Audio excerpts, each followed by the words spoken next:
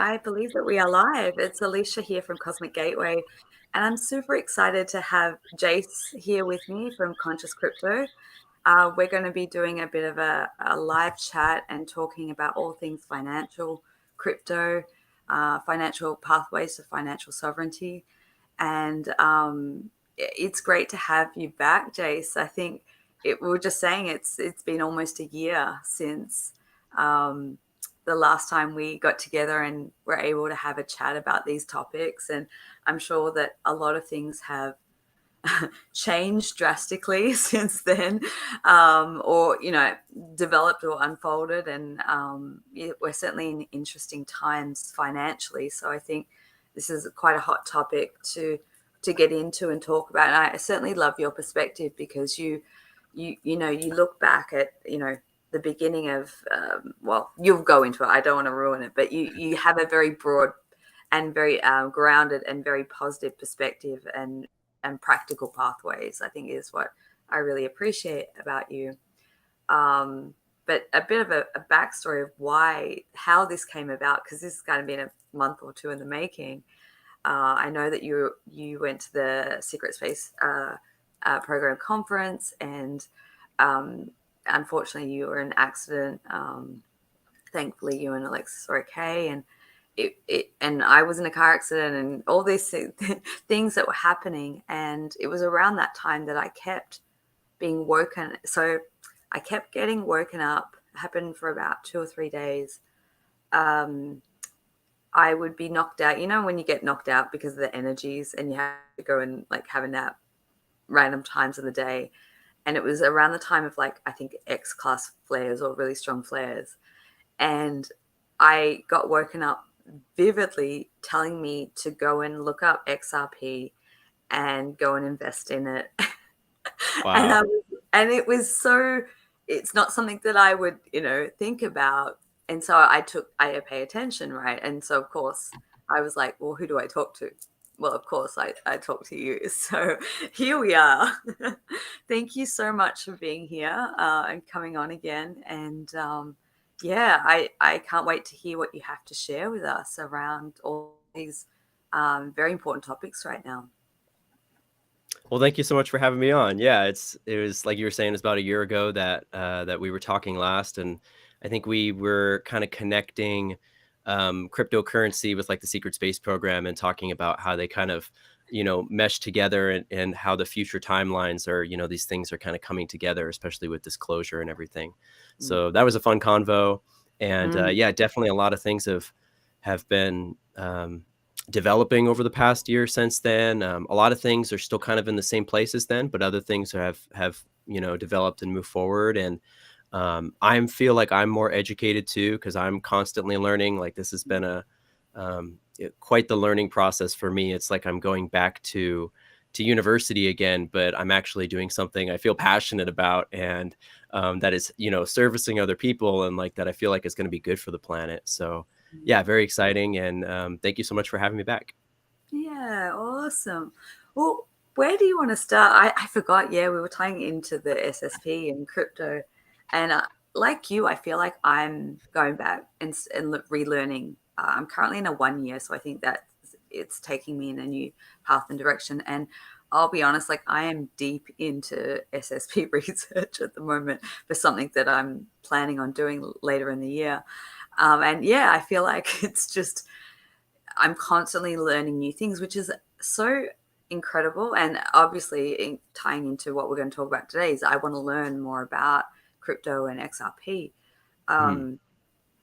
And I just completely just mind wiped what I was going to say.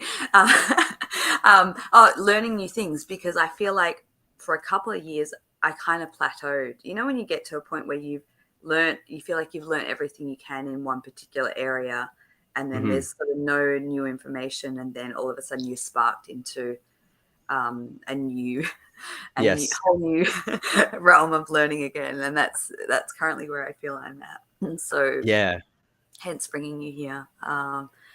So where do you want to begin? Because I know that you like to sort of talk about the history of financial structure and system, and give us a bit of a pathway into where we're currently at and moving forward. But I'll let you away. Yeah, cool, cool. Well, I'll give a quick background on myself just so people kind of have a good idea of, where I've come from in my journey with this. And then we'll jump into that kind of stuff like the history and moving through like energy exchange and value. Yeah. So, my kind of brief story is I was going to university back in like uh, 2013 for aerospace engineering. I was actually I did university for 5 years and ended up dropping out my fifth year. Yeah, when I was very close to graduating, just because I was so fed up with the system. I wasn't happy about, even though I loved space and I thought that aerospace was going to be my direction. I wasn't happy about working for these companies and making weapons and things like that. So basically, for my own health, I ended up dropping out and kind of did this, reflection on my life and had a big period of that and looking at what I really wanted.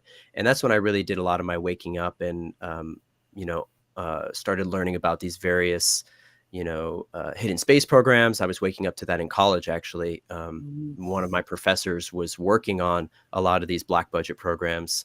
And so that's what kind of woke me up to the SSP and ultimately, like, ET contact and my own spirituality and my, inner divinity really blossomed me into understanding that. And so for the few years after that, I was really diving into that and doing a lot of self work. And the crypto thing was kind of something in the background that it kept coming up, and I never really dove into it at first, or even really resonated with it because I was hearing Bitcoin, Bitcoin, and that's what most people hear when they think crypto. They think Bitcoin because that's obviously the most popular and the kind of original cryptocurrency. And so it was never really sticking with me. And, I was even on that kind of thought of thinking that all of crypto in general was going to be like a NWO kind of timeline, and that this was, not something that we wanted for humanity. I thought it was kind of a step in the opposite direction as far as digital money and, potentially transhumanism timeline kind of stuff. And it was only when somebody told me about XRP, and they didn't even tell me anything about it. They just kind of said, "Hey, there's this, this crypto called XRP, yada yada. It's at 17 cents. I think you should look into it." And just like you said, there was something just in me that was like this spark, and I was Mm. like, "Yes, there's something to that. I need to know more." It was like so much more than I ever got with Bitcoin. It was really like my inner sense of guidance was very much triggered in a positive way, like, positively triggered in that I wanted to know more. So I basically ended up buying some kind of right away because the guidance was so strong. And then it was maybe like, 6 months later that my guides were like, okay, it's a good thing that you bought it. We're glad that you followed your intuition and you were listening basically, but you need to understand why you have it and why XRP and why this new system. You need to like basically do more research and understand it more. So that kind of became my mission after that. And it was this whole new rabbit hole of my life that, like you were saying, really gave me that spark of like, wow, I have a new thing to learn, a new thing to go back to school for. Like I had Mhm. felt kind of like I did a lot of the research that I could in the whole kind of ET SSP area. I felt like I was kind of tapped out on like learning like, new stuff aside from, the occasional new whistleblower or, thing like that, channeling thing like that. But this was something I felt like there was so much for me to actually tangibly learn. And so I did, I started just diving into it and then eventually started coaching other people on it. And, so yeah, to kind of bring it back full circle to how I've noticed that the what we would call, basic energy exchange has evolved over time, because I think that's what this really boils down to, and what money in general boils down to. When you think of money, it's well, a lot of people think of money and as a kind of a they project this density onto it that Mhm. maybe isn't inherently there. There's a lot of internal trauma in not only our family lines but in the collective consciousness around money, and having, tons of money been stolen from the people. There's the trauma from that. There's the trauma of just barely being able to make it by, paycheck to paycheck. There's all this trauma just in the collective consciousness from it. And so people often project this, this negative position onto money, that Mm. it is, the root of all evil, as they say. And there was a time where I kind of did prescribe to that, and that I thought we just need to get rid of money. And, maybe one day in the distant future we will, and that will be our path. But I think there's steps that need to be taken, right? Absolutely, yeah. Like baby steps. If we kind of jumped into the deep end, it would be a little intense. So what I've kind of seen in what I teach my coaching students when we talk about this is it comes down to energy exchange. And energy exchange can be a physical thing. It can be I'm doing physical work for you. It can be I'm giving you something. It can be I'm teaching you something. It's just an exchange of energy, right? And energy is neither created nor destroyed. It's just always moving and transferring. So that's kind of how I see the root of what money is. And if we go back, a couple thousand years ago, if we go back, even pre-advanced ancient civilization, but if we kind of, go back to when we really were at our basics, we were doing bartering, right? And we were trading, you know, food, we were trading shells, we were trading various resources at first, and then that ended up becoming the trade of physical metals. So we were like, we have these physical metals, they do represent something that has value because we can make jewelry with it, we can, do certain healings with certain metals, we can do all this different stuff. And so like, gold, silver, and copper and the other metals, of course, have this like inherent value. So it kind of transitioned into that where we had physical precious metals that were now this, new form of money that we could trade for the things that we were previously bartering for. Mm. And then eventually those precious metals became like coins. So we kind of, shrunk them down. We made coins. We can carry them around. We can trade with them, do things like that. And they still represent this, this an exchange of value. And then at some point we had the banks come around, whatever, that's a whole rabbit hole into itself as far as how that came up and when it came up, but we'll just kind of oversimplify it and say, the banks came and, maybe from another planet even, who knows, but the banks came and, they, at first we're like, okay, we're going to store people's money and we're going to provide this service to the people. And, there might have been a point at which it was a genuine kind of for the people kind of system.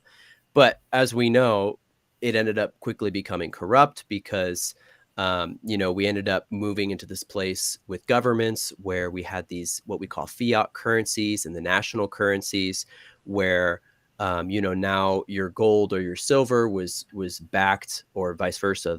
You have this note, this paper note that's backed by the gold and the silver. And then, of course, as we know, at some point that got taken away from us, right? So then we slowly are moving away from our roots of what fair energy exchange is, right? Yeah, So absolutely. then we're in this system, right before online banking came about. We're in this system where, post Nixon, when he took away the gold standard in the United States, where the money is just worth nothing, right? We have this paper in most countries. It's not backed by anything. Mhm. And it's just, right? Like you could burn it. Like it's not really, it doesn't have an inherent value to it. It's just, actually the word fiat, which is these national currencies, the word fiat, if you type in define fiat, translates to an arbitrary order of decree, which means, arbitrary basically just means like, it's kind of made up, like it doesn't have a real backing. So an arbitrary order of decree is basically like, it's money because I said it's money, right? That's So wild. so we've had these rights taken from us. We've Mm. had this inherent right of financial sovereignty, financial security, and there's also this concept of, a lot of our modern day rights are based on the right to financial freedom. And what I mean by that is, in the United States, we have the right to bear arms, the right to free speech, just as two examples. Well, the right to bear arms, if you don't have access to a financial system that is working for you and for the people, you're not going to have the money to buy your arms, right? So you're already limited right there. Like most people don't even have the money to get a gun. Most people, and of course, in countries like Australia, you can't even do that anyway, right? So there's varying levels. Yeah, So absolutely. the, I feel like the right to financial sovereignty and freedom in this kind of divine sense is one of the core things that other freedoms are built around. Same with free speech, where if you don't have the gas money, if you don't have the hotel money or the flight money to go to some rally somewhere, you're not going to be able to effectively express your freedom of speech if you don't have the Mhm. right money to do it, right? So Mhm. I think that that's been one of the core things that they've targeted, we the people, the people of Earth, to take away this financial freedom, make it really hard to access financial freedom, make it hard to access your own finances, right? So going back to kind of this evolution with the paper money, we then get the online banking, and the online banking now our paper money is just numbers in a computer. So Mhm. there's no it's even less backing, right? Like it's literally like if there's someone on the bank's end that is out to get you, they can go in Mm. the backside of the bank and change some numbers around, and all of a sudden your bank account is empty. Or if the bank doesn't like you, like we've seen in Canada, with the Mhm. truckers, or in Ukraine, they'll just shut you down. They'll just shut your bank down. Yeah, So well, here I've heard reports recently. I don't think this was always the way, um, but if you don't pay a fine that is being issued by the police, that is like we know is illegitimate, they're now actually going into people's bank account and taking out that money. That which yeah, and I know yeah, that I know that there's a lot of people that I'm connected to that are trying to fight that system and sent letters and saying that you can't do that, you must, and they did reverse it straight away. So it just goes to show wow. that So they're gonna flex that muscle, but when you actually show them the laws, they're like, okay, you're right. yeah, exactly. But That's yeah, crazy. yeah, yeah. So that's one of the things that cryptocurrency and blockchain help solve. Mm, And one of my biggest kind of draws to blockchain is we're moving back into the sovereignty. So for instance, you store your crypto on what are called private wallets. And this is like a digital wallet, it's akin to your physical wallet, but it's a digital wallet. But it's not a bank account because some third party agency isn't managing it for you, right? So when you have your crypto wallet, it's completely yours and nobody can touch it. So even if your country is really out to get you, or whoever, they really don't like you, they can't take your money, right? Like no matter how much they want to pull that money out of your account, they mm, can't do it because they literally need your what are called your secret keys. And mm, basically whoever has your secret keys, that's who has access to your crypto wallet. So, yeah, you want to make sure just you have your secret keys basically, and then no one else can get access to your funds. And so this is where in this kind of timeline of progression of, how money has evolved over time, from the banking system, that was kind of the most detached version of financial sovereignty, like pulling us away. And now with the introduction of cryptocurrency, even though it's still digital, and a lot of people, including myself, when they first hear that, might think, okay, digital, like we're going further in that direction, right? mm, Crypto sounds cryptic. That sounds like they can maybe do something bad with it, right? yeah, right. Um, right, because that's where my brain went too. But what this is doing is it's actually bringing accountability, transparency, and sovereignty to the digital financial space. So instead of having meaningless numbers in a computer bank account on a network that can be changed by Joe Schmo logging in and just changing them, that can't happen on the blockchain. You can't have somebody just log in, change some code, and all of a sudden your balance is different, right? It's like it's locked in. So it's a more accountable and transparent version, because we're able to see everything that happens on the blockchain, for the most part, for the major cryptos like XRP and Bitcoin and these other ones. um, And so what that means is that, these big financial groups are no longer able to hide behind the cover of their privacy of the banking system. Mm. So, there's kind of this there's this push now on the banks to kind of adapt to survive in Yeah. this new system. Like if they don't adapt, which we can talk about, get into XRP a little bit and how that connects to the banks and that kind of stuff. But if they don't adapt, then they won't survive. And so they're going to have to come onto these new systems, whether they like it or not, and be transparent. And then people will be able to see, how much money is in said account, where this money's being moved. It's transparent, but there's also a sense of anonymity where we are not tied to our identity on the blockchain.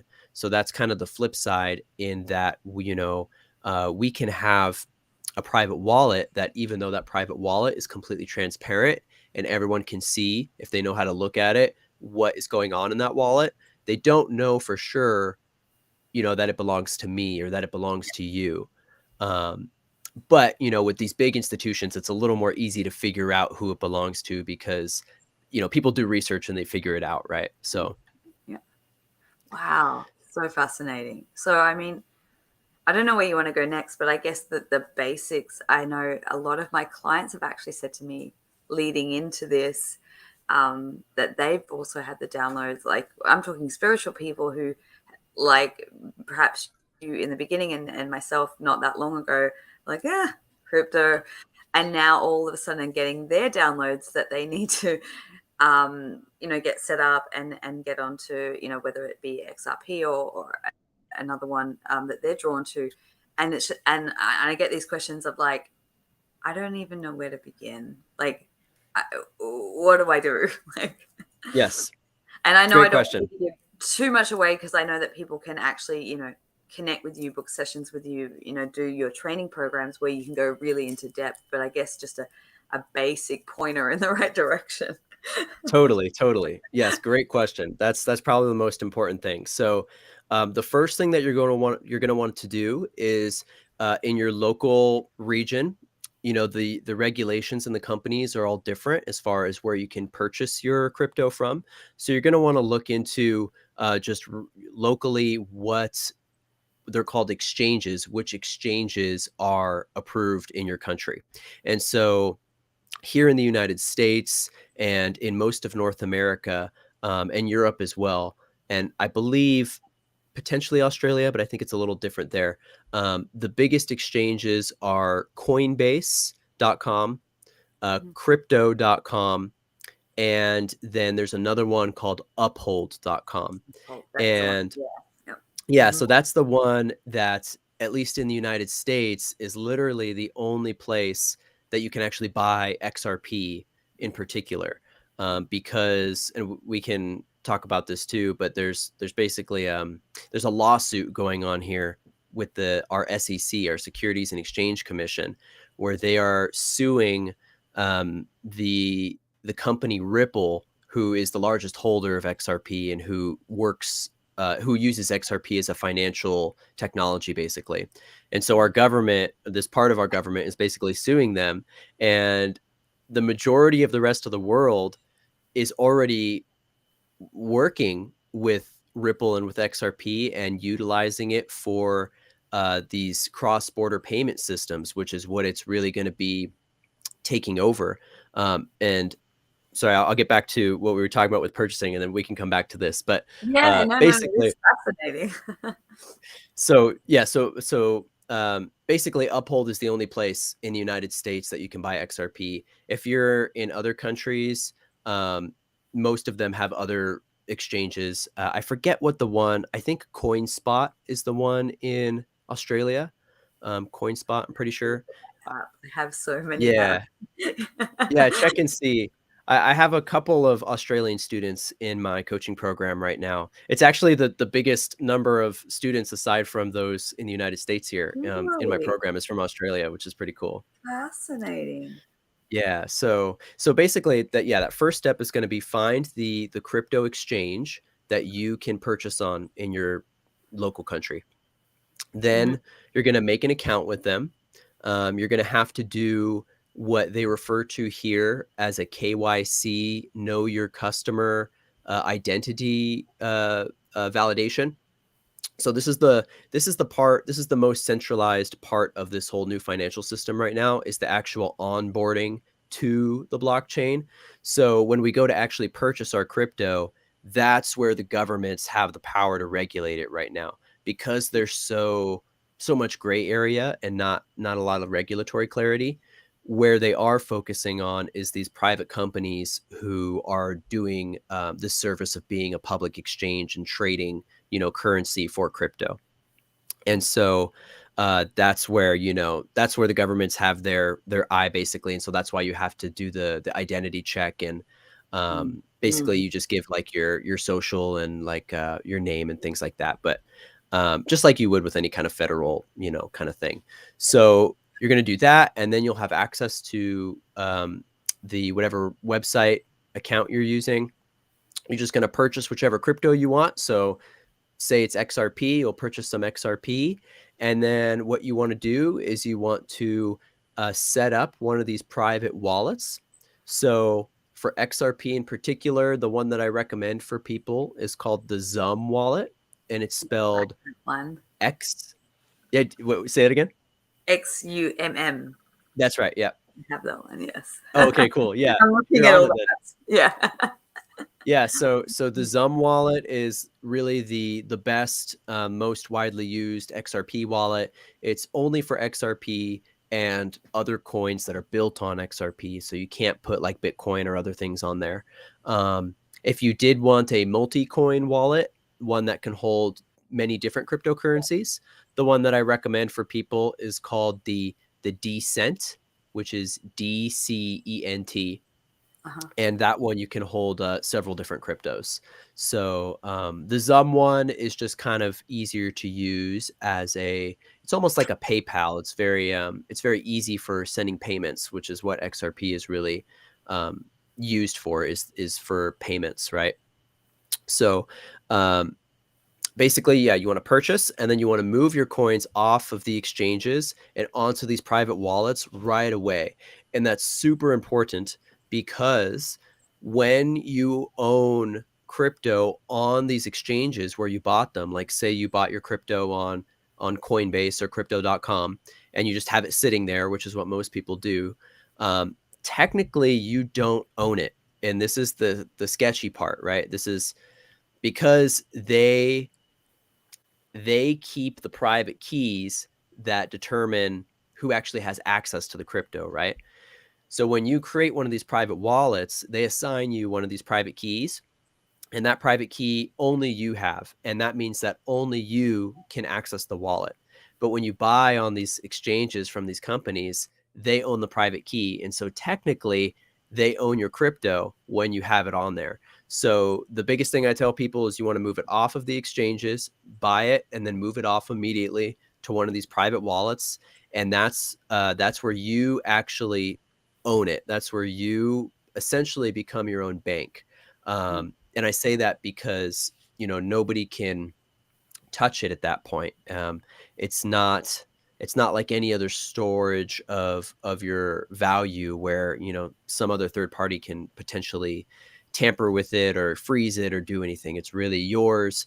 And this is the most secure and sovereign way that I found to store my money, like as a divine sovereign being of Earth. Like, I think that's an important thing, is to be able to, have something that Big Brother or, the government can't just take from you, like, because they want to. And so for me, I'm like, okay, where can I store my money that no one can touch it? And that's the only way to do it, really. Okay. Yeah. So you want to buy it and then move it off right away to one of these wallets. Gotcha. Yeah. And I mean, I've attempted to do this a couple of times, and thankfully I have people in my life who are quite well adversed in these areas, and I think that, at least for me personally, or if you're someone like me who's like, find someone, whether it's a coach, whether it's someone that just to walk you through to set it up. And, I know for me, once I've seen it done once, I'm good. It's just the initial, like, oh, like any technology, right? Any new software or program or app, you're like, oh, and then you get into it. So Totally. And, for if people out there want more help with this and they do want, some more hand holding and looking at it step by step, that's exactly what I cover in my coaching program. We show you how to do like all this stuff step by step. It's screen recorded tutorials so that you can see like, exactly what I'm doing and you can just basically copy it. Because that's what I found was the hardest thing when I was first getting in is like the actual tech of it and yeah, like figuring out how to make these transfers, how to send it. Once you get the hang of it, it's really easy and it's intuitive. But the first couple times you do it, you can get kind of confused, and it's good to have like a guide to help you through it. yeah, absolutely. Through the technical stuff. And what do you feel based on like the intuitive like guidance around like, if people aren't tapped in or wondering like, I want to do it, but which one? Like, do you have any sort of thoughts or guide around like how to help people do the selection process, I guess? Like of which crypto to pick. Mm. Yeah. Yeah. So I would say, for me, I kind of have the left and the right brained approach to it, and I kind of try to harmonize them. So my right brain approach, my kind of more feminine intuitive, I meditate. Honestly, I sit and I meditate and I just receive and I listen and I see what the universe is wanting to tell me in that very divine feminine just receiving sense. And so listen to your intuition for sure. I think that's one of the most important things, even more so than the logic of it, which is the left brain. And so on that side, I'll do a bunch of research. I'll kind of try to fit it together as a puzzle. So I'll take what like my intuition has kind of guided me towards with particular projects, and then I'll do more research into them and try to figure out logically why I was guided to that particular thing. So I think there's a good balance of both where you can meditate and receive and listen to your guides and your intuition, and then also do your own research and be discerning. And I like to look at what kind of use case it has. So what real world problem is it solving? What is it going to actually help humanity with, and how is this going to help us evolve as a planet and as a species? And so we can kind of apply that to XRP. So with XRP, the use case, what it's intended to do is to replace the previous banking dynasty systems. So in particular, there's something called Swift. Have you heard of Swift before? Yeah, I have. Yeah, Okay, I've used it. nice. Yeah. Oh yeah, hmm I love with my, like sending money. yeah. I had to years ago when I had my jewelry business. We had to send money overseas, and so they said, "Oh, use the Swift identity number or whatever." I'm like, "What Mhm. is that?" And then, but yeah, I have used it. Not Well, recently. yeah, what was that like? What was that process like? I'm curious. Was it like kind of a Um, headache? yeah, it was. It was a bit like, I guess, like anything. It was a bit daunting. It was like, well, why do I have to, like, what is this? Like, I Yeah, can't remember the specifics. I think I used it maybe two or three, maybe four times. yeah, Um, but yeah, and there was such a, I think for memory, there was such a uncertainty of like, did the money get there? Like, yeah. I just sent all this money. Did it actually, like, where's it gone? Yeah. Right. Yeah, because it takes usually days for it to Mm, go yeah. through, right? Yeah. So for people that aren't familiar with Swift, Swift is the system, it's what they call the messaging system that the banks use to, not actually settle the financial payments, but just kind of, tell each other how much they owe each other.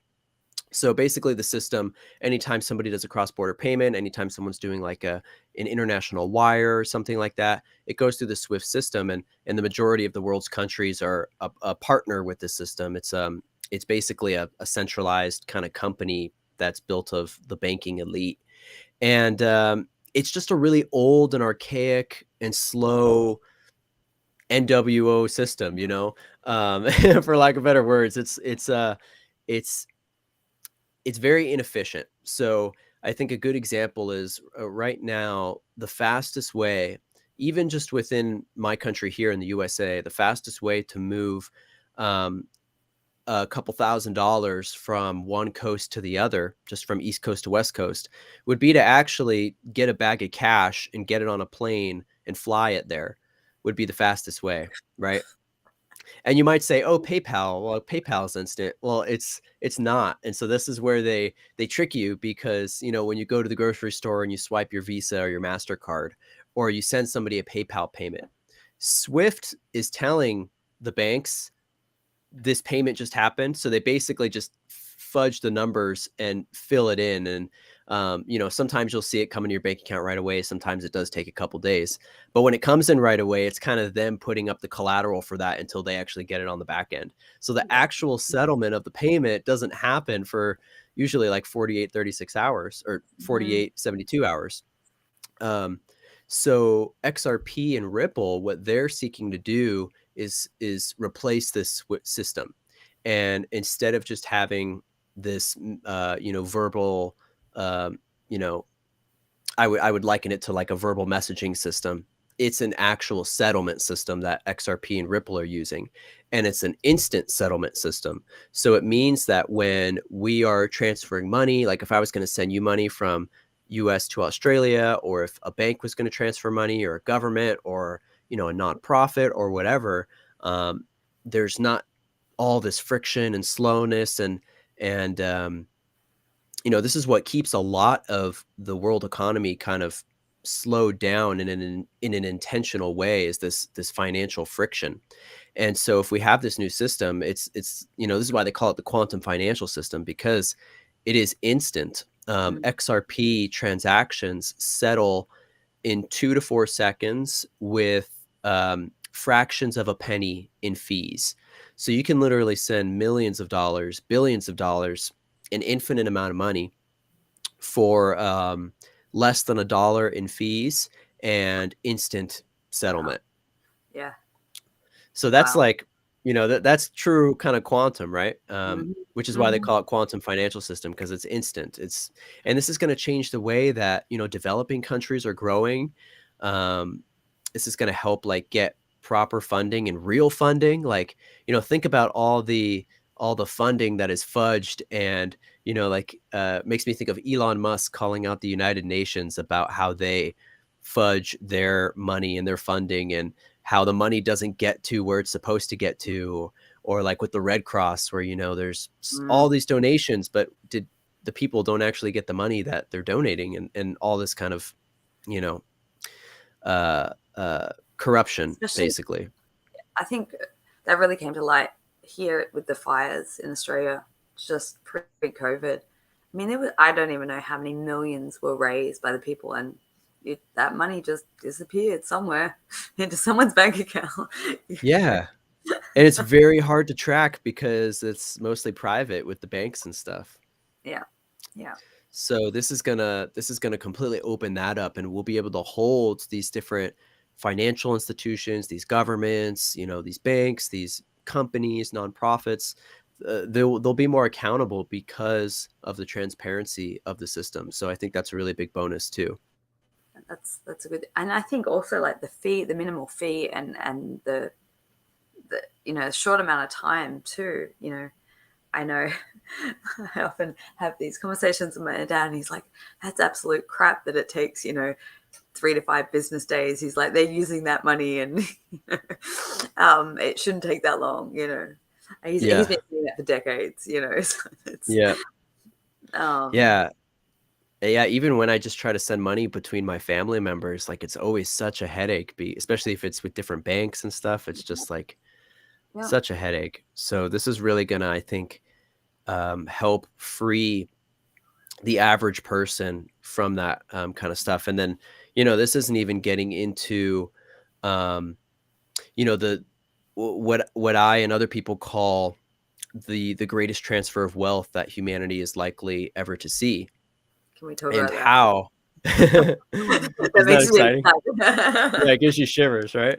Yeah. I really do think that we are headed for this massive transfer of wealth and a flipping of the pyramid, so to say, where, you know, the average person who's been on the bottom will have the opportunity to be near the top, but there will be a lot of people at the top instead of just a few, right? And it's a very complicated thing to try to picture how that'll fully play out, but um, you know, we can talk about it in terms of like the investment opportunity because that's one of the huge mechanisms that I think this transfer of wealth will happen in the Mhm. entire crypto space, but in particular the few select cryptos like XRP, like another one called XLM, which is kind of a sister project to XRP. It's also known as Stellar. Stellar, Um, yeah. yeah, Stellar. So I think 99% of these cryptos will end up going away because there's something like 20,000 or more cryptos right now because anyone can just go and make one, right? So it's Yeah. becoming kind of a penny stock thing almost, especially with all these meme coins. So I think eventually, both because of regulations, but also just because of what is actually serving the people, will boil down to more of a select few in an ecosystem. And I think if when we compare this to like Bitcoin, I think that the we'll just loosely say the dark powers on the earth, the powers that were, or whatever we want to call them. I think when it comes to digital currency, they do have their own projected timeline of what they're trying to create. Because like anything, I think crypto is it's a tool and it's a technology that can be used for good and evil, just like the internet, just like any technology, cars, planes, really. Um, so I think that the dark powers would prefer there to be one, maybe two cryptos, digital, you know, currencies that do everything because they can control that, right? They can control one or two. It's a lot harder to control more of a capitalistic style ecosystem with, you know, basically the best one does the job. Um, but there's this kind of push to make Bitcoin and Ethereum this new kind of global currency in a way. And when you actually look at the centralization of it, Bitcoin is touted as being a decentralized thing. Um, that basically China has control over the ecosystem because they own half of the miners. So the miners are the people who are actually setting up these, you know, these mining rigs. And this is where when people talk about crypto taking a lot of energy, it's Mm. coming from this kind of technology, which XRP does not use. There's no mining in XRP. There's no massive energy consumption. With Bitcoin, it's something like one transaction can run your home for like a month or something like that, the average home. So like crazy amounts of energy. Um, but yeah, they basically want those to be the one world currency, and they're really pushing for that in a lot of different ways. But like I said, communist China, they own the majority of these miners, and so they actually have essentially control over this ecosystem. And so there's a lot of controversy with that. And with XRP, you know, even though Ripple, the company, they didn't actually create XRP, but they own the majority of it. So that's the most centralized that XRP is, just in terms of like they own the majority of it, but they have it in like an escrow. Um, but they only make up 5% of the validators, which means the actual governance of the network. So when it comes to these cryptos are governed by the users of the network rather than by like a single agency, right?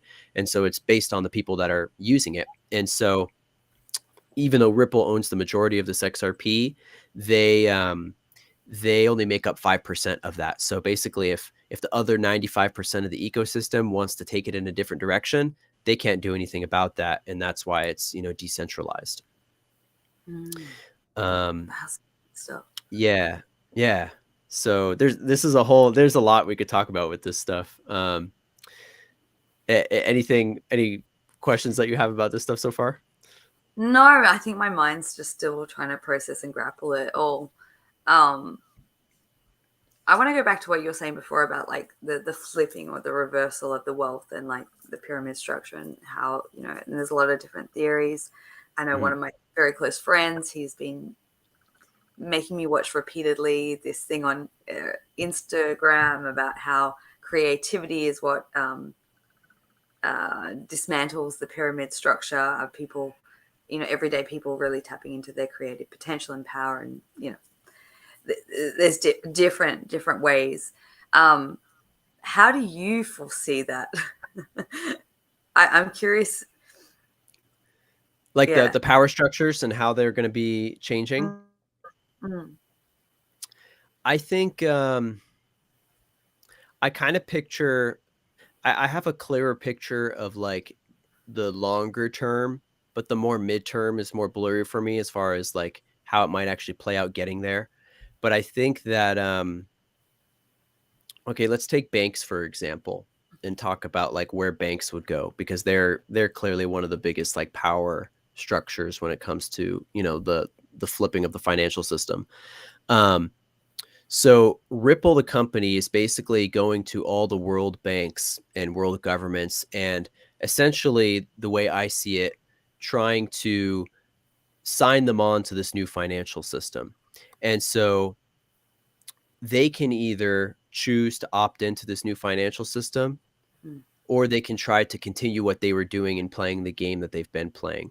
But like we kind of said earlier, it's not really going to work out for them if they keep trying to play the game they were playing. So what I suspect is going to happen is that we're going to see this kind of um, probably more gradual power struggle and power shift over the next 5, maybe even 10 years, but probably much sooner than that, probably more like the next 3 to 5 years, where the banks have a shift in what they are actually providing as a service to people.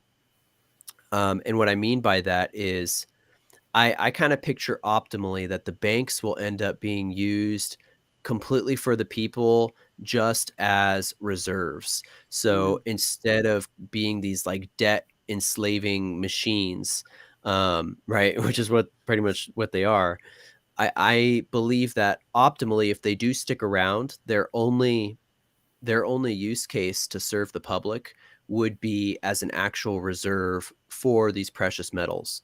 yeah. So I think, you know, eventually, I think all crypto will be backed by either a precious metal or a resource, something physical or something, more tangible in one way or another.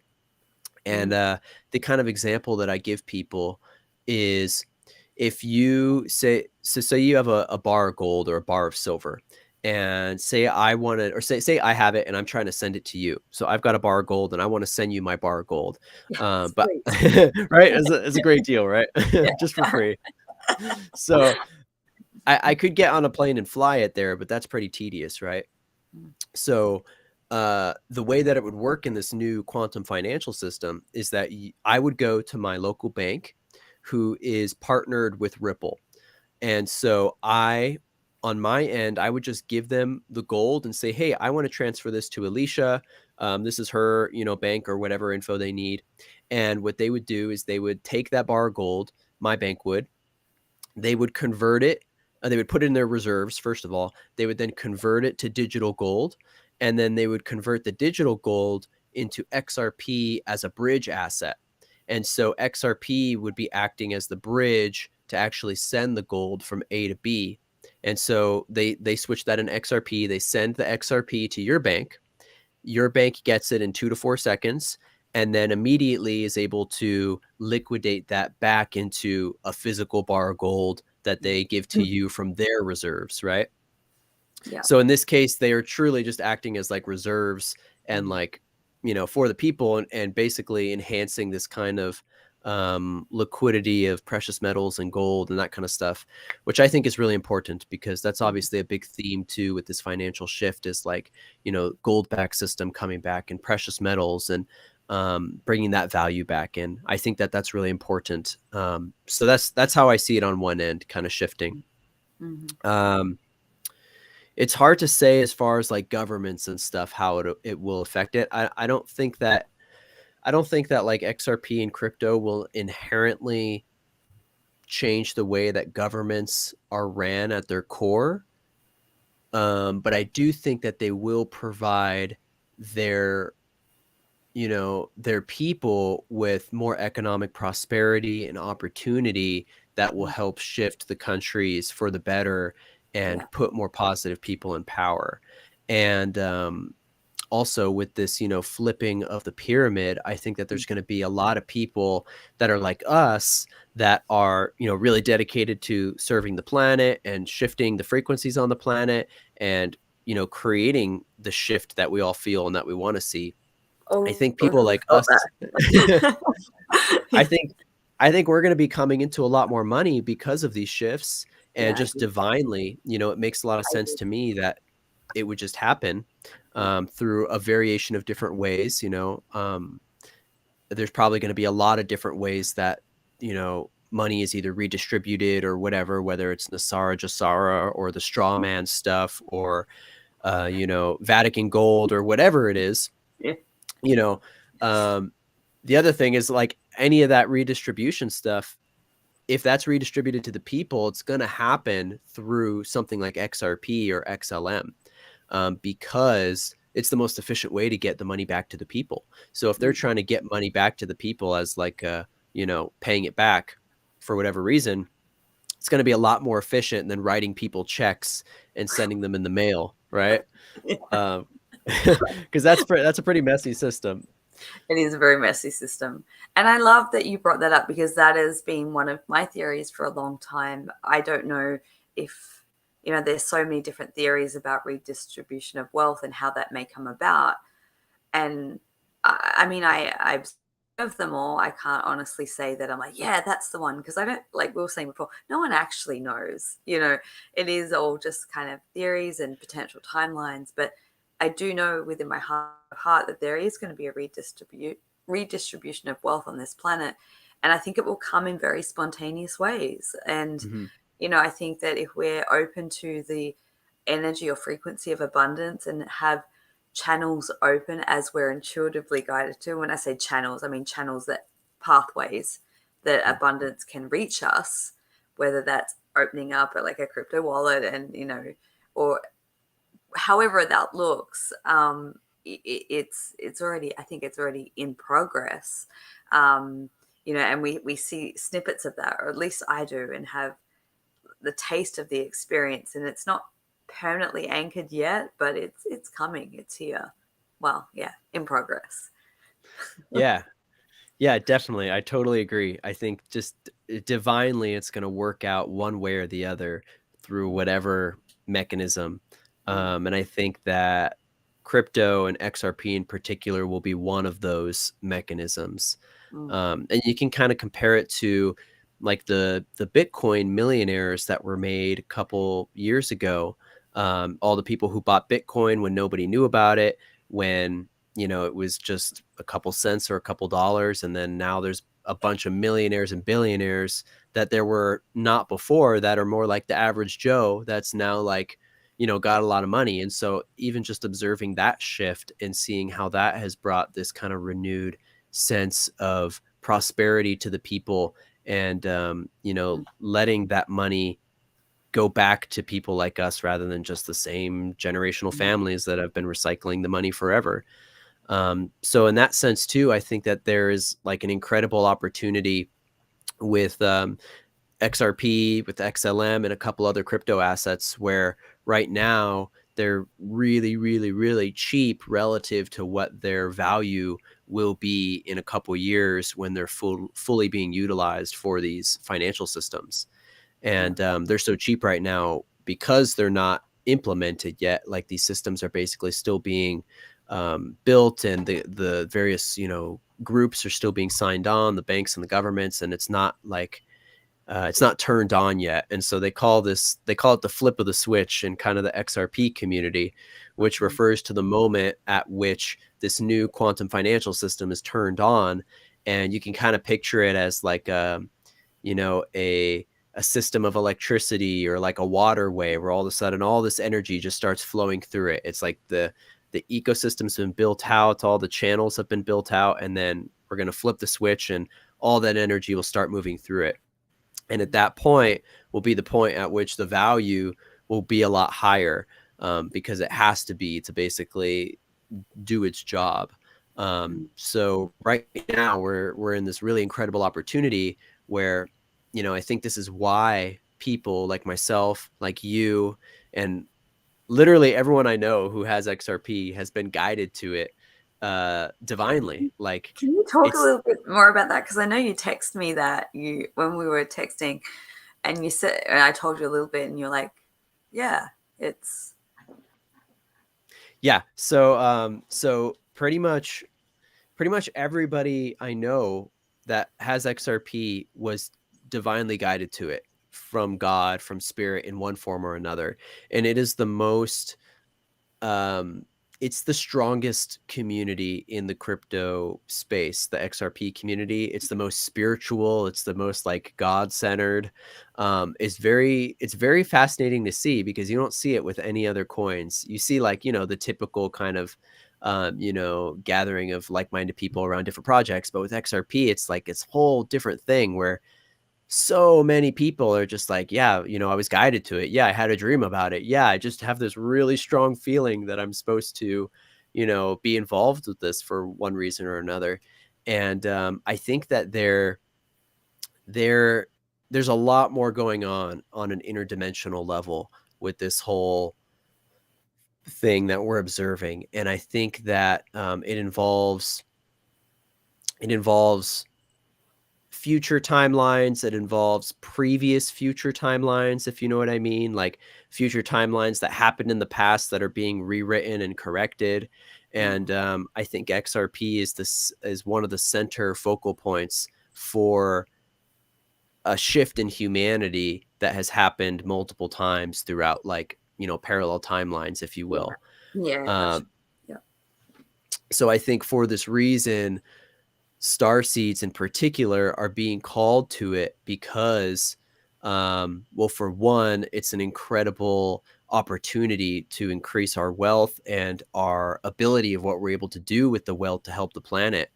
But two, I think that there's something on an energetic level that we're supposed to like be like owning a lot of it, like as star seeds and as empaths. Like it's like the way I see it is it's this technology that's inevitable. And I think in maybe other parallel timelines, the bad, you know, groups maybe had control of it. In other timelines, the good groups had control of it. And so it's this thing that is just like inevitable, just like the internet, right? But we want to have control of it as the good people, as the service to other people of Earth, right? So I Yeah. think that that's why. That that makes a lot of sense to me. And I won't share too much because it's not my own but it's conversations that I've had around it, and certain people who have or possess a, let's say, an amplification frequency around abundance energy is being called to join forces to kind of create this ripple Yeah, effect. ripple effect. Yeah. um, to me, it makes sense from an energetic perspective, but then it has to come into some level of tangibility, obviously, and it has to come into a system that is going to actually be implemented and be accessed and used. So I don't know, that just makes complete sense to me what you've explained. You just explained that in Alisha terms. Good. Thank you, Glad it Jayse. makes sense. um, and then too, like building on that, everyone I know that has XRP that, you know, has this divine guidance to it, has some amazing plan for what they want to give back to the world. Yeah. It's like literally everyone is like, oh, I want to create, you know, like housing for the poor. I want to create a sanctuary for people to come and heal, or I want to create a new education system, or whatever it is. Like everyone's got some amazing idea, and I'm watching people like bridge their ideas, and communities bridge, and new networks be created. And it's just like, it's literally like watching every day this shift happen. And it's just inevitable that eventually, you know, all these people with all these plans and all this heart energy it's gonna happen. They're gonna come in. We're gonna come into this wealth, and we're gonna be able to pay it forward to the planet and help create the new systems that we actually want to see and get rid of the old ones. And that's where I think really what you were talking about earlier with like how is it going to play out with the shift and the old systems falling. I think ultimately we're going to be the ones to save ourselves, right? Like no one's coming to save us. I think that, there's people out there who are doing good and are, famous and have a lot of money. But ultimately it's going to be us. We're going to be the ones as the grassroots movement to go and make these changes. And I think that, it's going to just keep speeding up the ability at which we're able to do that. I see the same vision, and I'm glad you touched on that, because I was sort of seeing that as you were talking. It was like all those people that are being called into that is just one pathway or channel that they're going to be able to access wealth and abundance and currency to be able to invest that into humanity and the projects that are going to shift the planet. Yeah, I love Yeah. it. And the collaboration, the creative collaboration too. Oh, this makes me so Yeah. excited. And then there's like the, galactic side of it, which we kind of talked about last year, Can we which go in is there a like, little bit, because it's all in my realm right now? yeah. So I've felt intuitively from the beginning, but then I've got this validated through multiple whistleblowers and channelers and things like that, that crypto, but XRP in particular, is integrating us into the international galactic trade with positive ET races that are probably more equal to our kind of dimensional density level. So for one, that's huge because, I think definitely it's going to be used interplanetary, even just for people. If we're going to be going to Mars, probably it's looking like in the next couple of years, if however that, actually ends up happening with disclosure and everything. But I think eventually it will be revealed or in some way or another that there are people on Mars. And then I think XRP will be used as the settlement system between the two planets. And then, that's just humans, not even including non-human groups, which I think are also going to be not necessarily that they're using XRP, but that they're going to be using compatible systems that will essentially be able to plug into and be able to work with the galactic trade. And one particular whistleblower, do you know Tony Rodriguez? Oh my God, I don't even I'm reading his book at the moment. I was about Oh, to go, no way. yes, I do. Yeah. So he's really cool, and at the conference I was at recently for Journey to Truth, he gave an awesome talk, and at the end he talked about how this exact thing, that we are being integrated into the galactic trade systems through cryptocurrency. And he's like, ETs don't use money, they don't even use like precious metals, like they don't carry around that stuff, like it's just, like they use it but they're not like carrying it around, right? He's like, they use, a decentralized digital currency. And then on top of that, I listened to a channeling recently from somebody I know who channels, in particular, they channel Ra, and they were getting the confirmation that not only was that true, that we were being introduced into the system, but that Ra and other groups had followed a very, very similar path in their evolution through the third into the fourth density space. And that this is a very common thing for, intelligent civilizations moving from third to fourth density and so on experience when they're kind of creating and setting themselves free, when they're creating their own systems. And then they also likened it to like a reverse Akashic records or a digital Akashic records, reverse engineered Akashic records. Like we're Yeah. taking this idea and like kind of Yeah. applying it to the digital, Mm. because it's kind of like, it's a record of everything to ever happen. Clearly, like it doesn't seem like digital things are really going away unless we have a crazy solar flare that sends us back to the Stone Age, right? So which, if that happens, then that's awesome too. But I I don't, don't see that happening so much. yeah. No, I don't foresee that.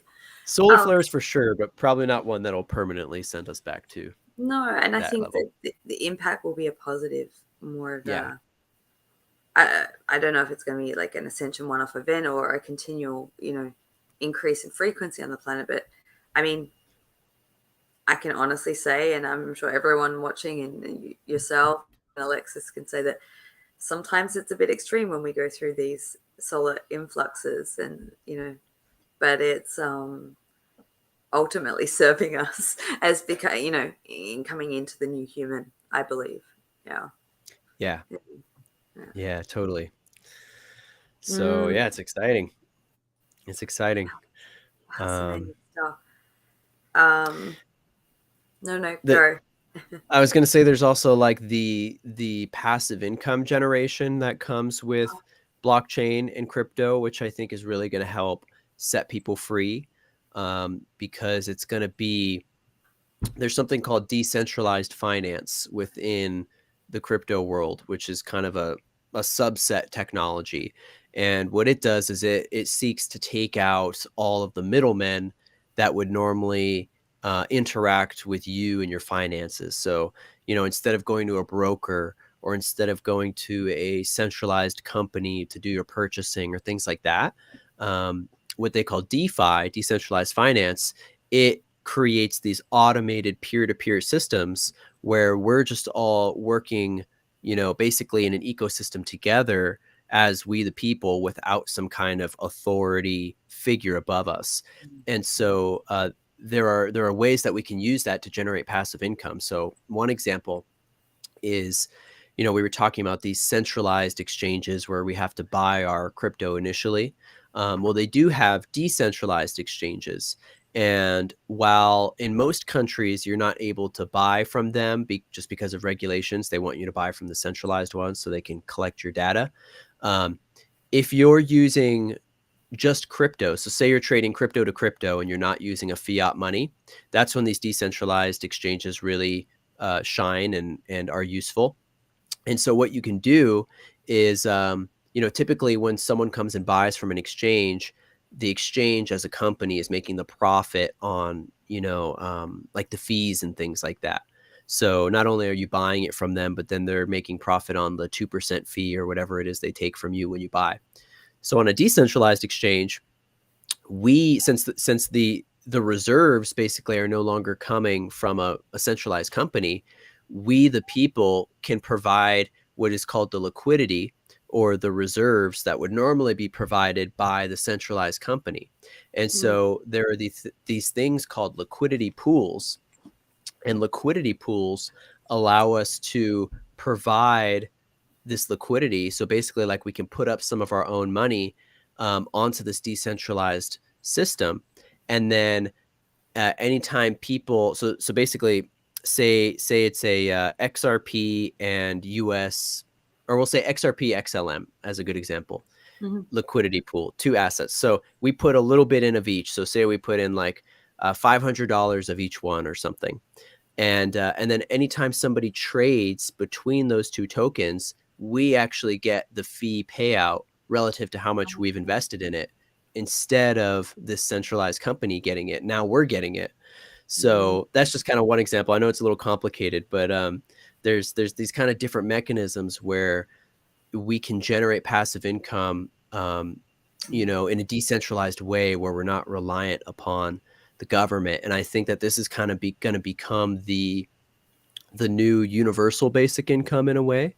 mhm, So instead of the government being the one to provide the UBI and us being reliant upon the government and all that, I mm, think more so what's going to happen and what's better for us as the people is to create our own UBI that we're generating ourselves, and there will be many ways to do that. So like a couple years ago, I was telling people there's going to be a way very soon that you're going to be able to just walk and make money from just walking.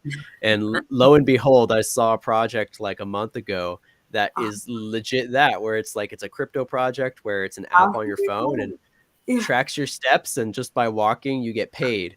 So there's going to be a lot of things like that, right? Whether you're playing video games all day or whatever you're doing, you're going to be able to get paid for what you're good at and what you're passionate about.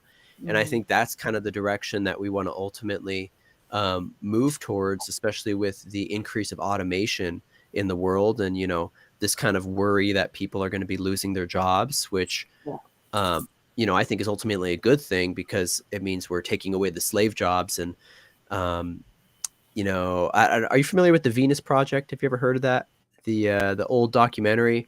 It's this old documentary that kind of talks about how we can implement systems like this.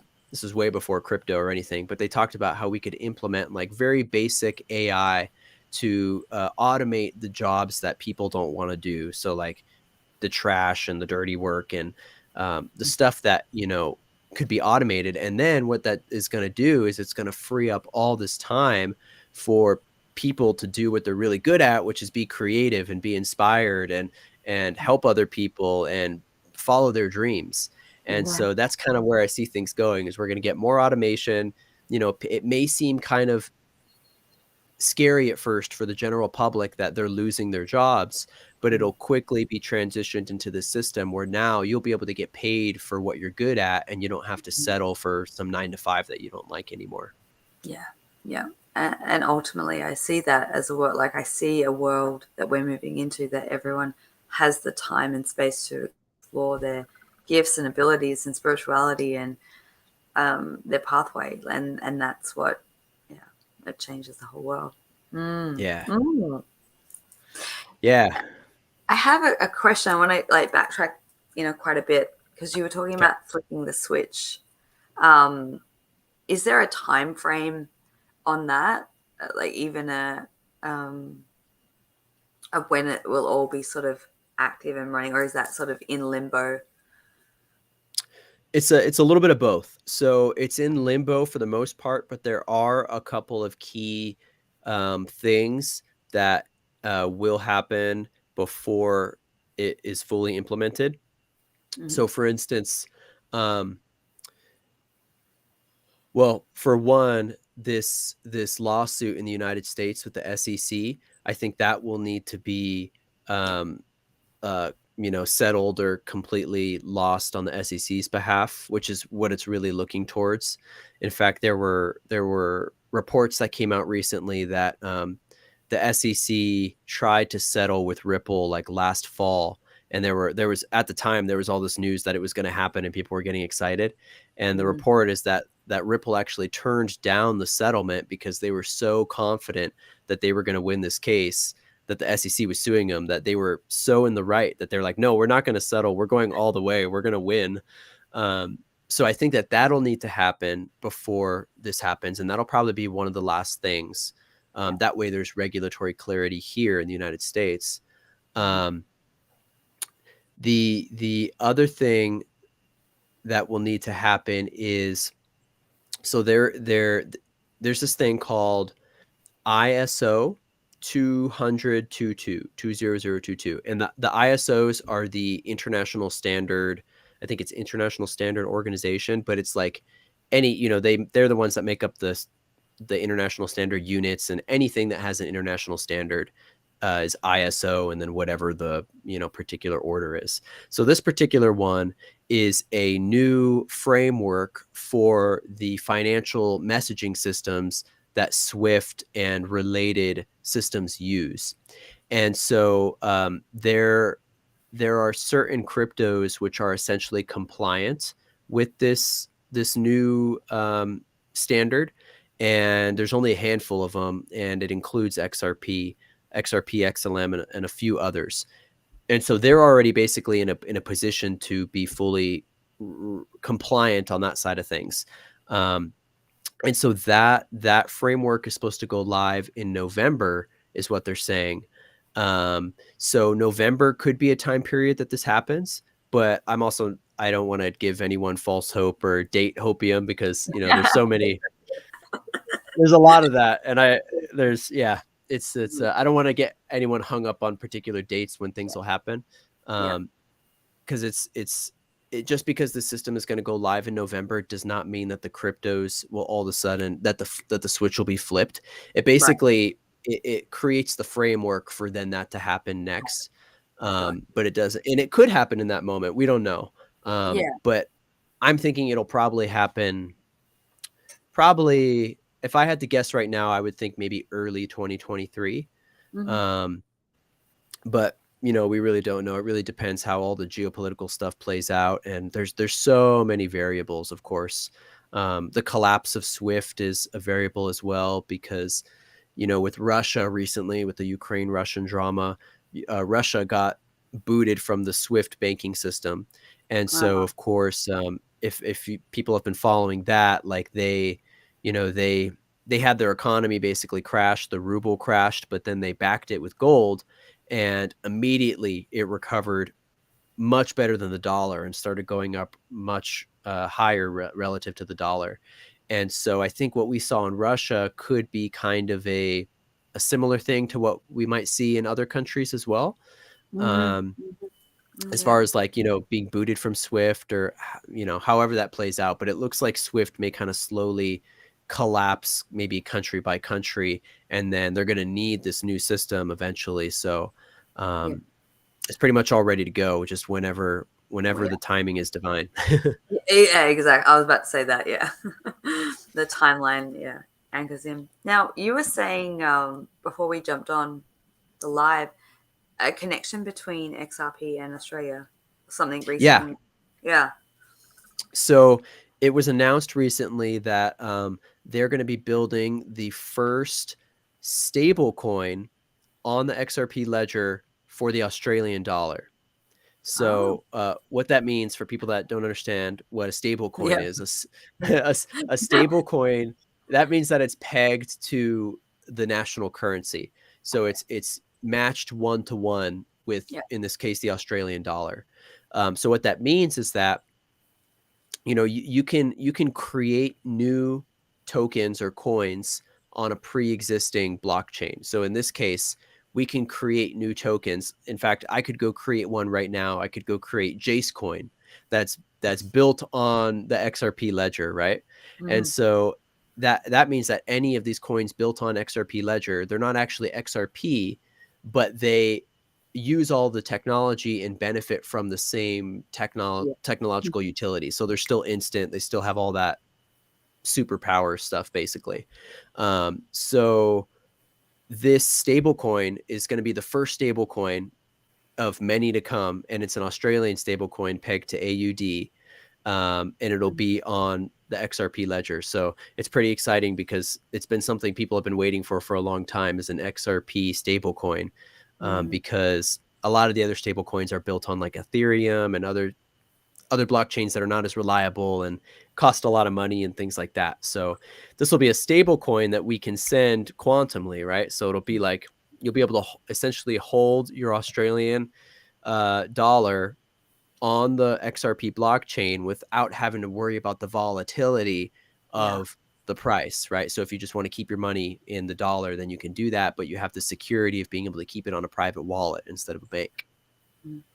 So that's pretty exciting. Cool. Awesome. Yeah. Well, I know we've talked a lot about, and you've provided some really, I've seen some of the comments of especially on Facebook, people saying, oh, it was way back in the thread. I keep switching it off and on because I don't want to get distracted, but that you've explained things very clearly. And I think we had someone in there who was part of your classes, and Mhm. I have heard some really good feedback about your mentorship and programs. So I highly recommend, if you do want to know more and dive in deep, like Jayse is the person I would go to. That's why he's here to talk about this topic and subject. And I'm grateful to have you as a friend that I can hit you up and say, hey, let's do this, and share that with people. Um, but I do want to like switch up the conversation just a little bit, because I just more curious in like current events and things that are happening in the US, and obviously things are happening here in Australia, that everyone has this sense of urgency that something is coming, something is happening. Um, And I just wanted to sort of compare notes of like what's happening in Australia compared to what's happening in the States, just to get a feel out there of what's currently going on. Yeah. Um, I will share this before I ask you what's going on there. Is we currently having an energy crisis here in Australia, um, and so they're talking about potential blackouts and that we don't have enough electricity and there's power shortages and potentially there was something going around last night that the entire 3 states of Australia were going to be in a blackout for an hour to conserve energy. Wow. Wow. Mm, That's crazy. yeah. Not to mention like the price of iceberg lettuce and the inflation and all the Yeah, stuff that's geez. going on. But like how are things over there for you? Are you noticing any interesting things that are occurring with like electricity or petrol prices and Yeah, well, so pretty much everything is going up in price here, and the value of our dollar is going down really fast. So inflation is at I think an all-time high. It's like the highest it's been in 40 years, and interest rates and everything um highest it's been in like decades, and then everything else is just crazy expensive. So mm, yeah, like you said, petrol, gas is going up like crazy. It's the most expensive I've ever seen it. mm, And there's kind of a big surge to like get electric cars as well. mm. And then we're having all these supply issues here. So like there's all these, ships that are still sitting off the coast of California that are Really? impacting. Still? Yeah, I mean, as far as I know, they're still there. That's what I've heard. And people are still having all these supply chain issues Mm, with just random things, being able mm, to order them online or businesses or whatever. mm. So I'm still seeing a lot of that. But it hasn't been too bad. I mean, it's definitely been intense. But I'm staying pretty hopeful. Like all this kind of crypto financial stuff keeps me optimistic about where Yeah. things are going.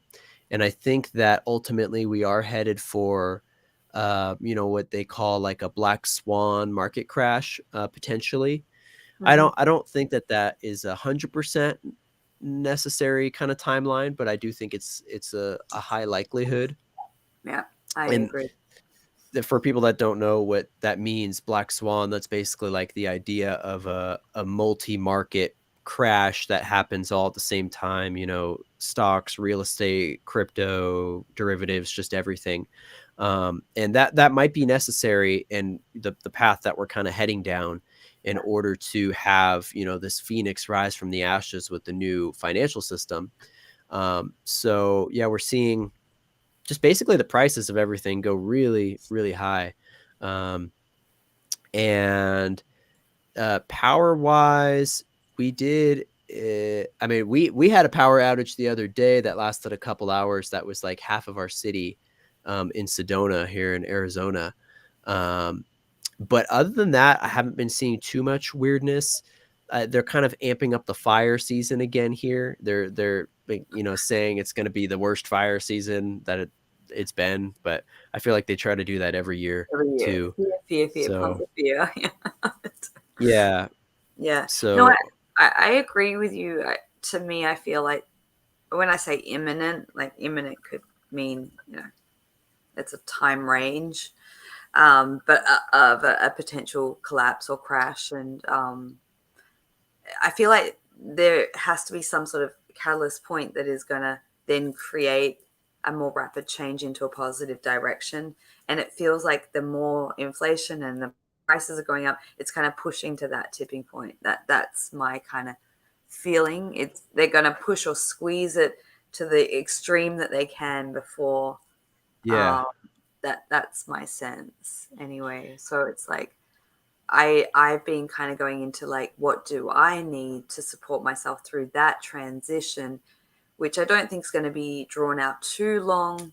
Um, but it's like, one thing that came to me was like have some precious metal, have some crypto, have some cash, um, yes, yeah, and have your food or whatever to to to transition through that bumpy, chaotic, very chaotic, because I think, we're somewhat prepared and been waiting for something like this to occur, but I mean, the vast majority of the population wouldn't have any idea. So it could create like chaos and a bit of upheaval. Yeah. Yeah, definitely. And exactly what you said, like, a little bit of precious metals, a little bit of crypto, a little bit of cash, a little bit of money in the traditional banking system. I think that's Mm, a smart way to play it. mm, Um, and I think we could go through this weird period too, where it's like a really polarizing thing where some people are really not doing well because well, okay, like you're saying, there's this squeeze, right? It's almost like there's this squeeze out of the old system, and mm, it's like slowly pushing people to the new system. yeah, And that, I think that there's good and bad forces at play in that. And I kind of try to look at absolutely. it from the Yeah. yeah, you know what I mean, yeah. So, Mhm, like, it's like all the bad things are ultimately happening for a good reason, right? For our evolution and our growth. So, in that sense, I think that there could be this time period where some people are really struggling because they're hanging on to the old system, mm, especially people of the older generations. I mean, I would hope that that doesn't happen, but there could be that time period where, some people are really struggling, but at the same exact time, there might be people that are doing really, really good, like at that tipping point. Like if the flip of the switch, for instance, happens at that tipping point, which to me mm, seems kind of likely, just mm, divinely, mm, that as things are really crashing, that's when it would start to turn on. Then the people who are hanging on to that old system could be really struggling to make things work, but the people that are, have been guided and following their guidance are going to, I think, be seeing a lot more prosperity. And there could be an overlap period where it's like some people are really not doing well while other people are doing really well. And that'll create this new kind of, energy too, where I think people will be guided to help people that are in that position, and it'll be different than in the past where just these dynasty families held all the money and just let everyone suffer, right? But we're not yeah. going to let people suffer. We're going to create a planet that actually, that even the people that are struggling to make ends meet will have good lives, and everyone Mm, will have a I think that we should strive to live on a planet where everyone has a basic um you know a basic level of existence that is fit for a human, that is right and honors our human lives instead of insults abso- them. yeah, absolutely. Yeah, yeah. And I can see that with the timelines playing out and how it gives people, because I feel like when you kind of timeline jumping in your own reality to the next, you always go through a squeeze to push you to that next what I call a frequency bandwidth. Yeah. And I can kind of see when you're talking about the two extremes playing out, I can see how that would create a push for people to kind of almost jump across into a new experience and to try different things. But there is that process of letting go, which can be hard, you know. Yeah. Yeah. Yeah. So that's kind of where I see things going over the Mhm. next few years Mm. internationally, and both here and there. And it'll be a process, I think. It'll be a process, and but ultimately we're going to come out of it that much that Mm. much more wise and that much more connected and inspired. And I think that we really have a beautiful future ahead of us, which is one of the things that this whole thing has helped me with too, is like realizing that we do have a positive future, Mm. and that we don't have to worry about all the things that look really scary or bad in the world, because Mm. it is a pretty intense time to live. Yeah. And I've seen crypto and XRP and XLM in particular really give people this sense of hope that they didn't have before, on like just having faith that things are going Yeah. to be all right, and that we're going to be okay, and that we're going to be able to get through this. So I think Mhm. it's been a really powerful thing for people to get through the Yeah. turbulence that we're in right now. Absolutely. And I was just thinking when you were saying that, this is obviously your calling and your passion and how you're, following your soul's path and helping people. And when you sort of dived into that and invested in that, all the other stuff sort of seems to fade away because you have a very intricate perspective in what gives you fuel for the future and hope and positivity. And I could Yeah. absolutely say the same about my work in a different niche. And I think Yes. it's important for people to be able to connect with whatever that thing is for them, you know. Um, Yeah. yeah. And to me, it's like part of the ascension. It's married to the ascension. And I think if people have that really solid spiritual grounding like you do and like your followers do, then they're good. They already have that faith in that. But I think for people that have been a little more lost and not been able to, like, even, I have friends that even though they're spiritual and they believe the things that we do, they still kind of struggle sometimes to really feel it and to really, like, they know mentally, but they don't always feel it in their whole body. So I've noticed that this has been one of those, like, more tangible things that those kind of people who struggle are like, oh yeah, this is really happening, and this is really a sign that, we're ascending and that the planet is shifting and the power structures are changing and we're becoming more empowered and activated and enabled. And so yeah, I think it goes hand in hand with that. And then, of course, with what my wife Alexis talks about, very similar kinds of things. It's like it marries very well with that too. And we found all these crazy synchronicities between both of our kind of passions or lines of work with this stuff. Can we just go there for a second? Because I Yeah. know we're going to slowly wrap up soon, but like, I think we spoke about it last time we connected about the solar flash and linking Mhm. in. Like, it was on some sort of promo video. Uh, Oh yeah, yeah, yeah. Yeah, um, there who yeah, was the that? flare. Was The that with flare. Flare? Yeah. Yeah, yeah. Um, but yeah, what are some of the correlations that you like? I would love to be a fly on the wall or just a guest in your house with you and Alexis to hear you cross wire like crypto and space weather and the solar flares and Yeah. uh, It's pretty crazy because yeah, we find we're still trying to find, but we're finding these various crossovers between space weather, astrology, the lunar mm, cycles, um, all these different things. And it's not a perfect science, but there are definitely uh there's definitely crossovers.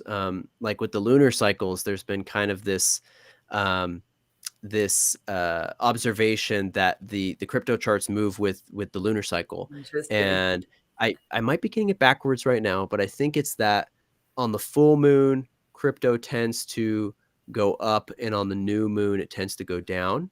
Hmm. um, and I'm pretty sure, we have the full moon right now, and the crypto prices were pumping today and last night, so that kind of validates that too. Um, and then solar weather wise, I mean, we're both looking at charts all day, and it's interesting because she's looking at the space weather charts, and I'm looking at crypto charts, and I'm looking at we're both looking at the opposite charts as well. Mm. But it's just interesting to see, like, the random correlations, like, oh, if there's a solar flare, like, sometimes there will be spikes up or down in the price right after a solar flare. Things like Fascinating. that. Yeah. Or like I think what I've kind of observed is, like, solar flares will kind of more typically result in the prices going up, but something like a geomagnetic storm Well, will have the opposite effect. I It'll, can like, bring see it that. down. And maybe it's because the geomagnetic storm, we're all like, ah, like, we're feeling kind of crazy. And, like, so the chaos just kind of brings it down a little bit. That But, makes so much sense to me because I know with the flares, I'm really activated and charged and like inspiration, got to do things. And in the solar, when the solar winds come in, I just want to sleep and I'm cranky and like yeah, the world can just disappear, you know. I can't, yeah, I can't. So that makes total sense to me. yeah, Wow, that's yeah. really So we're still trying fascinating. to figure out all the ways that they tie together, but Mm. it's a science in progress. Yeah, cool. I like it. I really like it. It's out of the box and it's definitely my way of observing and thinking. So I appreciate Yeah, you sharing that with me. yeah, yeah, Um, definitely.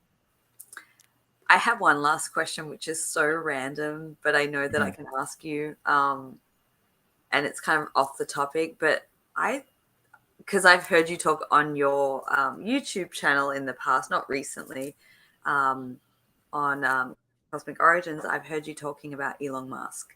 mhm. And I can't gauge how I feel about him. Like I observe him from one state to another. Yeah. I heard on Matthew's one of his roundtables, he brought up that question and they talked about him being a grey hat. And I was like, yes, of course. But more specifically, watching like him and Trump and the connection between them. I don't know if you have anything like Well, observation.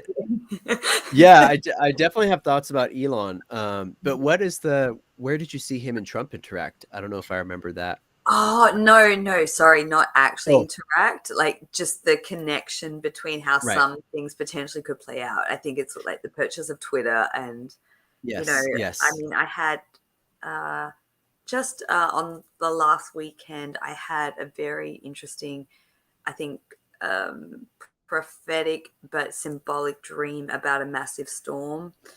And of course, when I dream Interesting. about a storm, because I don't dream about storms often, of course, I think of, Twitter and Trump and Q and Yeah. can't help it. But like in this dream, there was like two massive storms. One was like already here that I could touch the clouds. They were green, like electrical storm clouds. And the other one Wow. I was watching on a chart and it was approaching, but it wasn't here quite yet.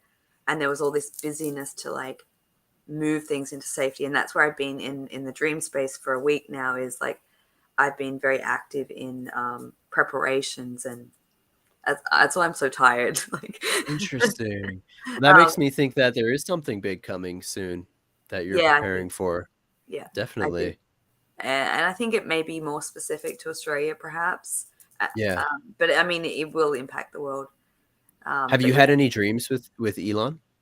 no, I haven't, but I know you have, and I'd Oh like to. yeah, you know I I have that you saw saw me it post on about that? him because I have friends who love him.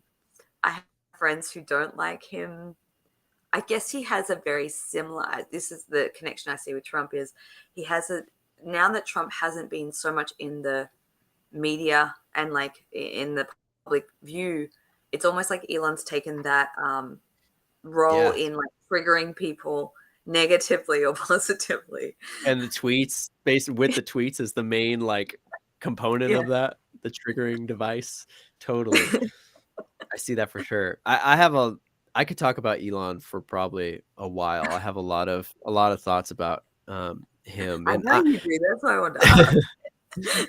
I uh I think gray hat is a good term. Gray hat. I would kind of put him in gray hat leaning white hat. Like I honestly I do think he's more white hat, but I think on the surface he has to play the gray hat, Okay. just for the optics of it.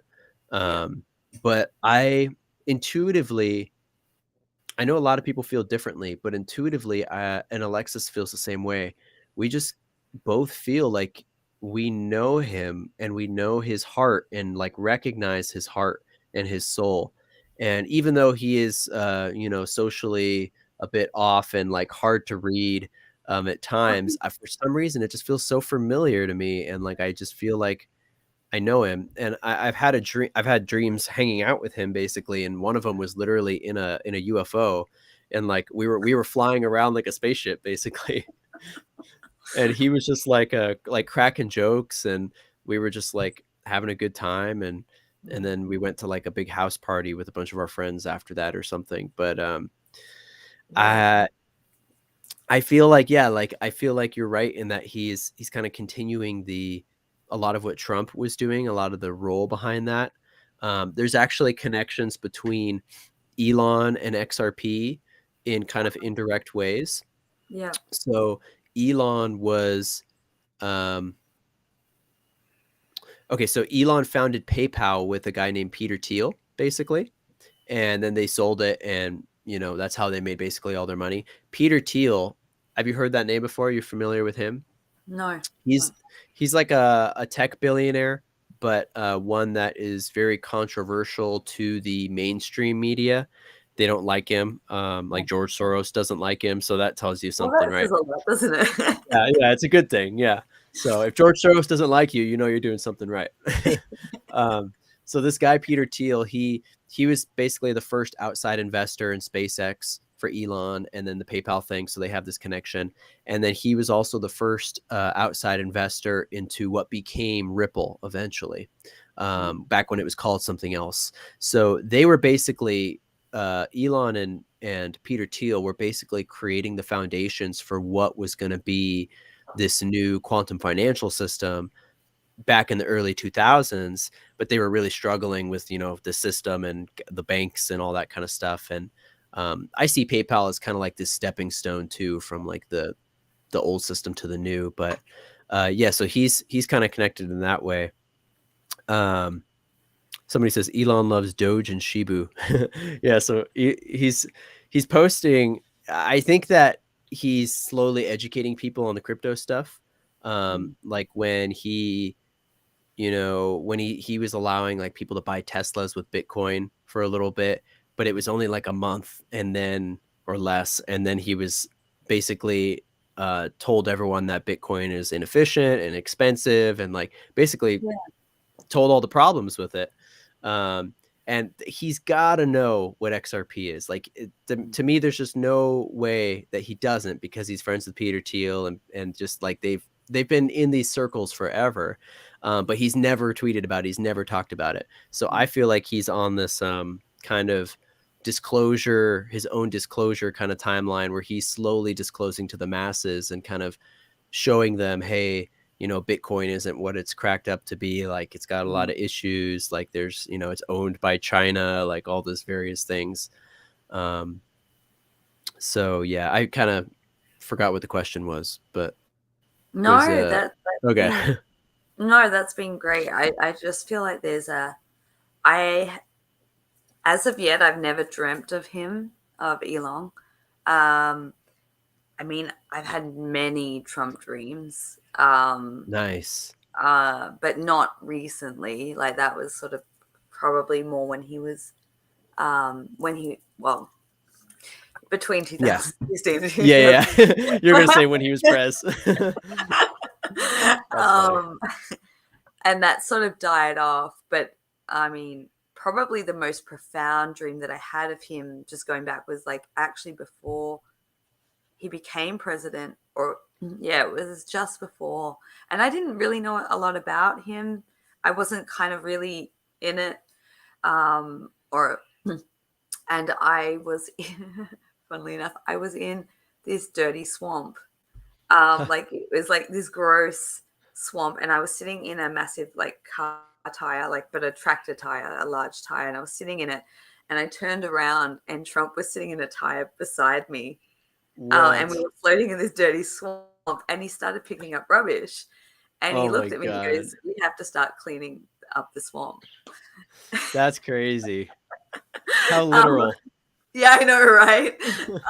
So I guess I made that connection, but I haven't had a dream. So that's why I don't have my own little intuitive connection. But I do feel like there is a strong resonance or connection between the two of them. Perhaps not physically, but more spiritually, or some, sort of working on the same team on some multidimensional level. I feel like there is a, and I totally agree. And that reminds me, recently I've heard him in a couple of interviews. He's recently started using the word abundance, and like really like saying, we're moving into this age of abundance. He keeps saying this over and over. We're moving into this new era of abundance for everyone. Sorry, by the way, if you hear I don't know if you can hear my bird chirping in the background, but he's happy. So he's, going back to what I was talking about with this old documentary called The Venus Project, and how it kind of put forward this idea of, basic AI automation, not like, not the bad timeline, but I think that there's a positive AI timeline where there's a certain level of sentience that they can reach, and it's very basic and it's not self-thinking and all that. But being able to overtake and automate the jobs that are basically keeping people enslaved.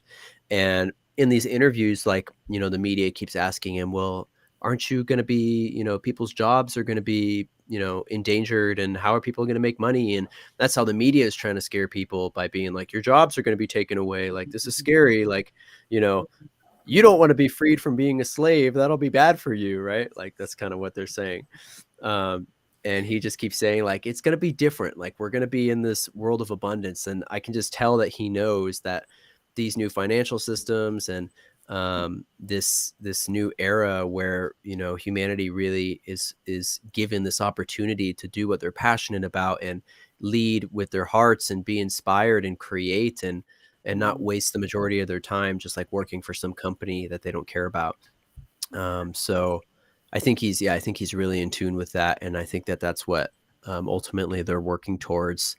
And then the whole Truth Social Twitter thing too, I think it's almost like they just cornered the whole social media market, aside from Meta, Facebook, Instagram, which is kind of just dying anyway. Yeah. At least Facebook's dying. Instagram seems to be hanging on there. I'm still using it too, but maybe someone will buy out Instagram too in a similar kind of way. And That would be the best alternative in my opinion, because like I still have like a pretty good audience on Facebook, and I don't want to. I've always been guided to stick through it and just yeah, through yeah, all the BS. But yeah, that would be if some maybe Elon could like buy out Facebook too. That'd be great. yeah.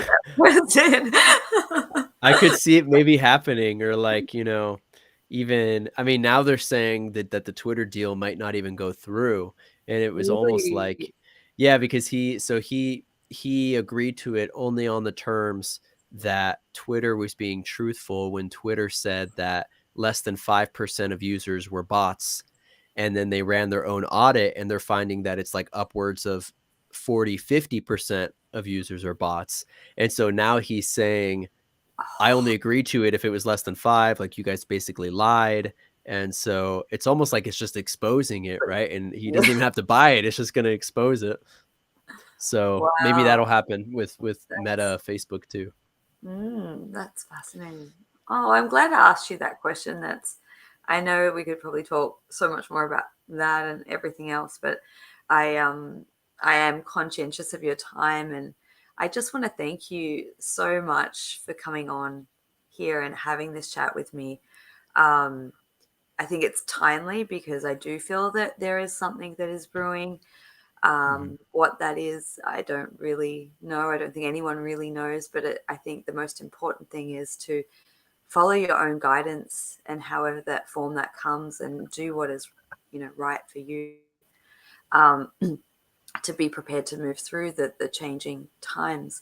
But if you are more curious, to look into the crypto space and looking for someone to guide you through that, I can highly recommend Jayse. He's incredible and has a lot of knowledge and very, very practical support to get you involved in that. So all the details to connect with him I have put in the description box below already. But final thoughts, Jayse, like just thank you. That's my final words. Thank you, thank you, thank you. And abundance to everyone. But I'd love to hear if there's anything else that comes to mind before we wrap up. Yeah. Yeah, thank you. First of all, thanks so much for having me back on. It's always great talking with you and just sharing, this kind of info with your audience. And I just want to help people basically.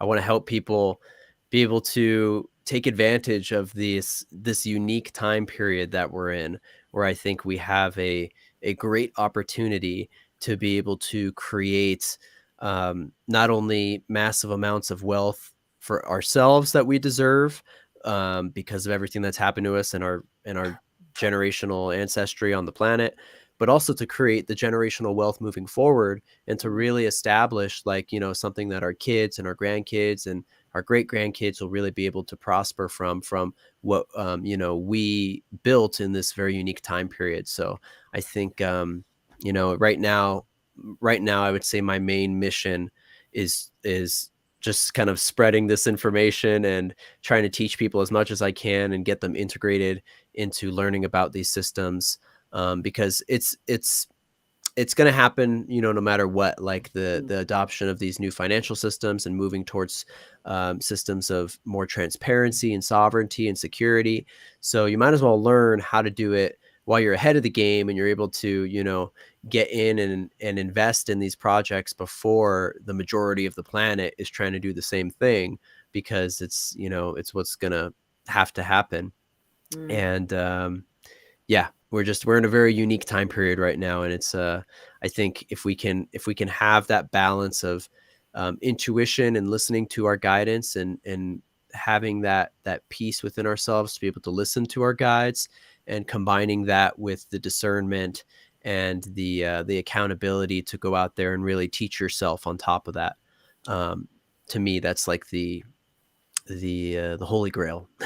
Yeah, yeah, beautifully said. Well, thank you so much again, Jayse. Thank you everyone for watching. And I'm sure we'll have you back again sometime soon. And yeah, just everyone take care out there. I know it's a bit of a bumpy time, but trust your intuition and self-mastery and daily practice, and we'll get through this. And there's a lot of beauty coming, a lot of abundance. So thank you, everyone, and have a lovely day or evening wherever you are. Have a great night or day.